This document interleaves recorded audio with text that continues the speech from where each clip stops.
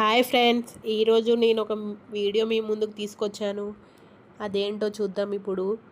మా అక్క పెళ్ళి ముందు రోజు పెళ్ళి కూతురుని చేశారు కదా. పెళ్ళి కూతురుని చేశాక గాజులు తొడిగిస్తారు. ఇక్కడ మా పెద్దమ్మ మా అక్కకి గాజులు తొడుగుతుంది. ఇలా 5గురు కలిసి అక్కయ్యకు గాజులు వేయాలి. అలా వేసి మళ్ళీ పెళ్ళి బట్టలు పెట్టాలి, పెళ్లి చీర పెట్టాలి.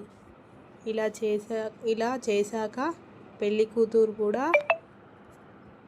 5గురు లేదా 10 మంది లేదా అంతకంటే ఎక్కువ మందికి గాజులు వేస్తారు. గాజులు వేయడం అటు 5 గాజులు ఇస్తారు చేతికి. ఇక్కడ చూడండి, అక్కయ్య గాజులు ఇస్తుంది. చూస్తున్న దృశ్యం మీకు కనిపిస్తుంది కదా. ఇలాగే ఒకరు వెంట ఒకరు, ఒకరి తర్వాత ఒకరు వచ్చి